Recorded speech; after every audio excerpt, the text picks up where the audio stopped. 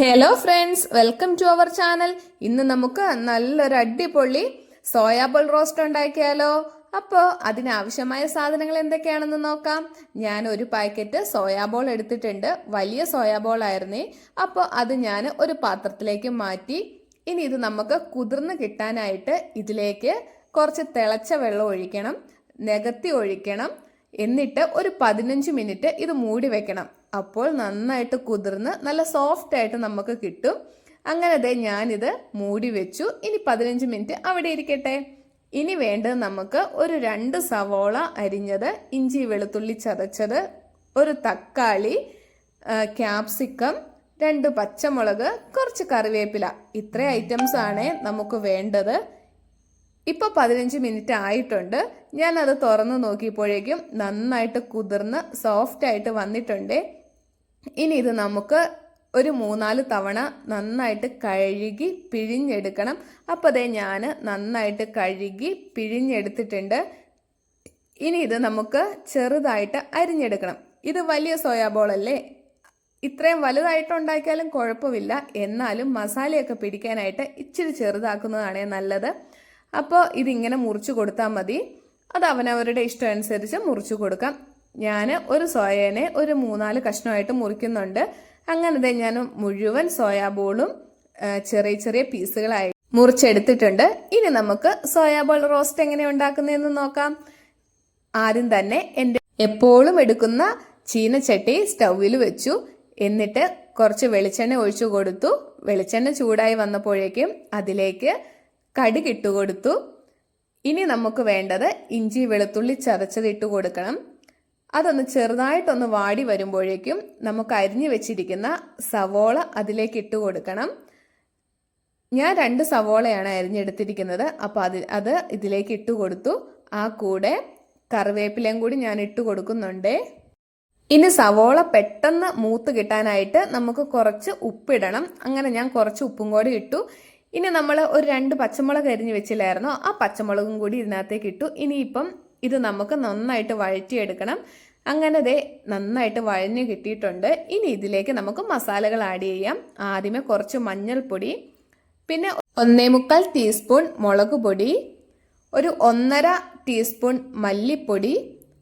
ഇനി വേണ്ടത് നമുക്ക് ഒരു 1/4 ടീസ്പൂൺ മീറ്റ് മസാല. ഇത്രയും പൊടികളാണ് ഞാൻ ഇട്ട് കൊടുത്തിരിക്കുന്നത്. എരിവ് അനുസരിച്ച് നിങ്ങൾക്ക് എന്തുമാത്രം എരിവാണോ വേണ്ടത് അതനുസരിച്ച് നിങ്ങൾക്ക് മുളക് പൊടി എടുക്കാം. ഇനി നമ്മൾ കുരുമുളക് പൊടിയൊക്കെ ഇടുന്നുണ്ട്, പച്ചമുളക് ഇട്ടിട്ടുണ്ട്. അപ്പോൾ കുട്ടികളൊക്കെ ഉള്ള വീട്ടിലാണെങ്കിൽ നമുക്ക് എരിവൊക്കെ കൺട്രോൾ ചെയ്യുന്നതായിരിക്കും. അപ്പോൾ അതനുസരിച്ച് എരിവ് മുളക് പൊടി ഇടുക. പിന്നെ നമ്മൾ എത്രമാത്രമാണോ സോയാബോൾ എടുക്കുന്നത് അതനുസരിച്ചും ചെയ്യുക കേട്ടോ. അങ്ങനെ മസാലയൊക്കെ ഇട്ട് ഞാൻ നന്നായിട്ട് മൂപ്പിച്ചെടുത്തു. ഇനി അരിഞ്ഞു വെച്ചിരുന്ന ആ തക്കാളി, എൻ്റെ കയ്യിൽ ഒരു കുഞ്ഞു തക്കാളി ഉണ്ടായിരുന്നുള്ളൂ, അതുകൊണ്ടാണ് കുഞ്ഞിതിട്ടത്. നിങ്ങൾക്ക് ഒരെണ്ണം വലിയ തക്കാളി തന്നെ ഇടാം. അപ്പോൾ അതും കൂടി ഇട്ട് ഞാൻ നന്നായിട്ടിത് മൂപ്പിച്ചെടുക്കുവാണേ. പച്ചമണമൊക്കെ ശരിക്കും മാറി വരണം. അപ്പോൾ ശരിക്കും മസാല മൂത്തിട്ടാണ് ഞാൻ തക്കാളി ഇട്ടത്. തക്കാളി ആദ്യമേ ഇട്ടാൽ ചിലപ്പം ഒരു വെള്ളമയം വരുമല്ലോ, അതുകൊണ്ട് തക്കാളി മസാല മൂത്തതിന് ശേഷമാണ് ഇട്ടത്. ഇനി ഇതിലേക്ക് ഞാൻ കുറച്ച് തിളച്ച വെള്ളം ഒഴിച്ചു കൊടുക്കുന്നുണ്ട്. ഒത്തിരി വെള്ളം നമ്മൾ ഒഴിക്കേണ്ട ആവശ്യമില്ല. സോയാബോൾ നമ്മൾ 15 മിനിറ്റ് നേരം വെള്ളത്തിൽ കുതിർത്തി വെച്ചിട്ടുണ്ടായിരുന്നു. അപ്പോൾ അതിൽ ഓൾറെഡി വെള്ളത്തിൻ്റെ ഒരു അംശം കാണും. എത്ര പിഴിഞ്ഞു കളഞ്ഞാലും കാണും കേട്ടോ.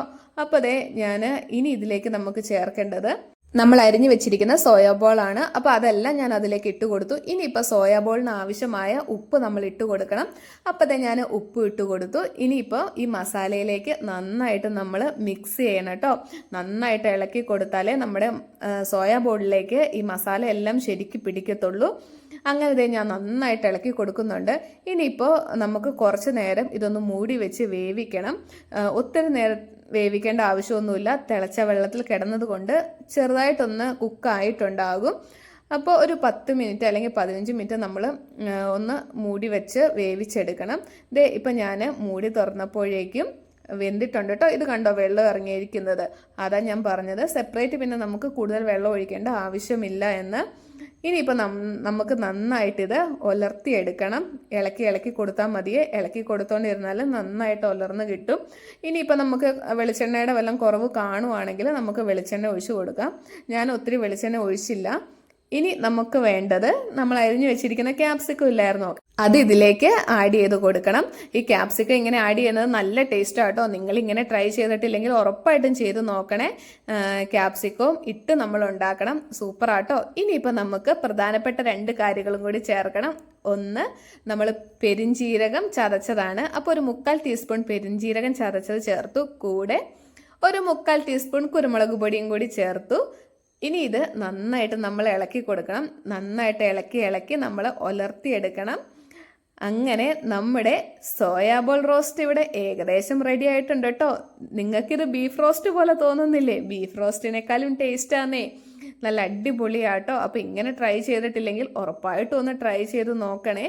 ഇനിയിപ്പം നമ്മൾ നന്നായിട്ട് ഇങ്ങനെ ഇളക്കി നല്ല സൂപ്പറായിട്ട് കിട്ടും കേട്ടോ.